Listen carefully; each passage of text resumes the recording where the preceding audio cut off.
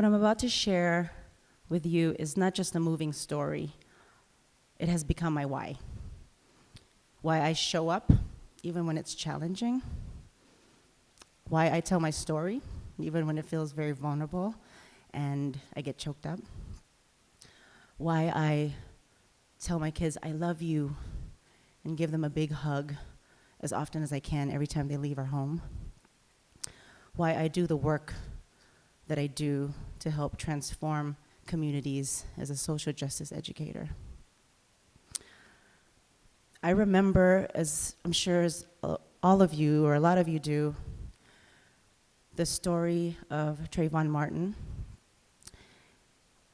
who was an African-American 17-year-old high school student who was profiled, shot, and killed by a neighborhood watch guard as he was walking home from the store back to his dad's house to finish watching the basketball game that they were watching together.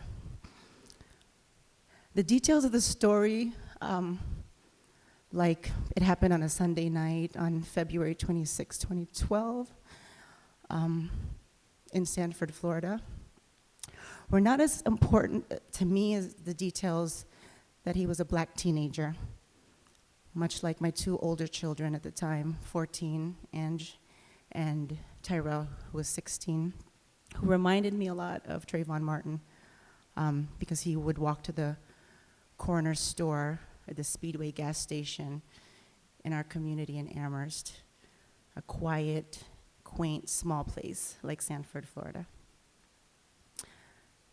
This story made my heart hurt as I heard other details, like that Trayvon Martin was wearing a black hoodie and he had in his possession, no, not a gun, but a bag of Skittles and a can of Arizona iced tea.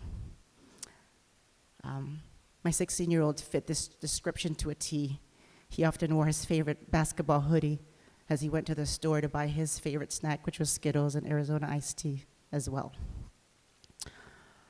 And it's not so much the Skittles and the Arizona iced tea that made me cry inconsolably when I heard the story. It was the innocence that represented, innocence of these children. It made me remember all the times that I begged Tyrell to take off his hoodie as he walked to the store so that people would recognize him and see his face. Code for, I don't want people to think you're threatening because you're not. I remember all the times that I argued with him because he wanted to go to a party and he was the only kid of color and what that might mean. As he says, Mom, you're paranoid, all you think about is race, that's not gonna happen here. I always felt torn about allowing them to have the independence and freedom that they deserved, that was their birthright, and also sharing with them stories that have happened that they should be aware of. So my heart hurt, and I knew that I had to show up. So when I heard that Trayvon Martin's parents, Sabrina Fulton and Tracy Martin, were going to be at Union Square in New York City, I just knew that my 4 children and I had to do whatever we could to be there. So I pulled them out of school and told them that they were missing basketball practice and other events that they had already planned. As you can imagine, they were not very pleased with me. One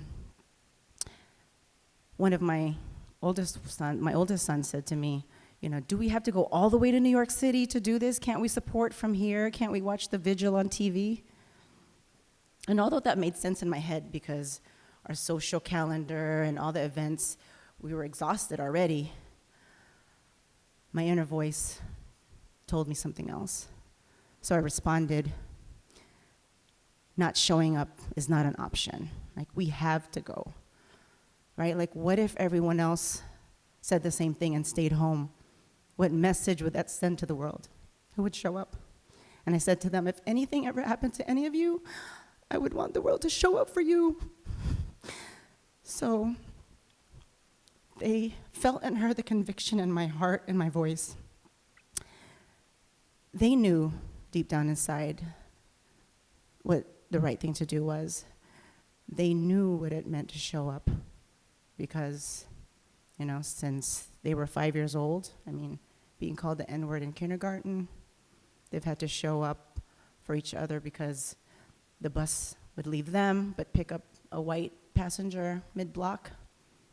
The times that they were stopped in the town for being suspicious as they were walking to the bus stop. The times that, just all the different times that they've mentioned to me, and they knew that they had to do their part.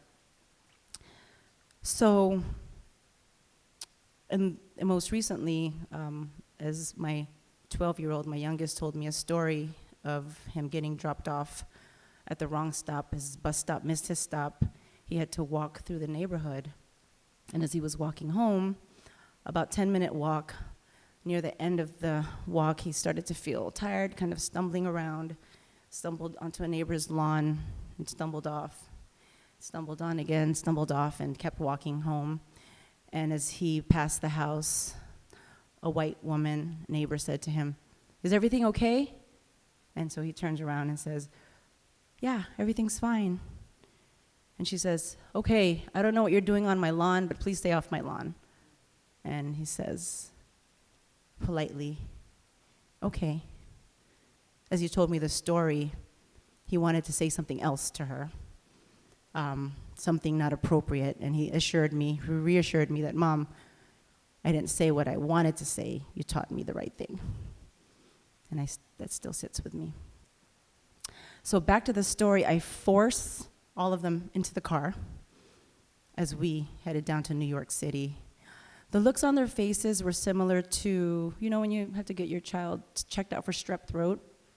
Yeah, that was kind of the look on their faces as we squished in the car, as I passionately invited another friend and her son to stand in solidarity with us as they fought and argued for leg space in the car, begged for bathroom stops, as we sat in bumper-to-bumper traffic, as we took an hour looking for parking when we got to Union Square. And I think maybe I parked, not sure illegally, because I didn't want to miss Trayvon Martin's parents. And there we were with thousands of people, outraged, hurt, disappointed, feeling compassion, love, standing in solidarity. Thousands of people who also knew that they had to show up.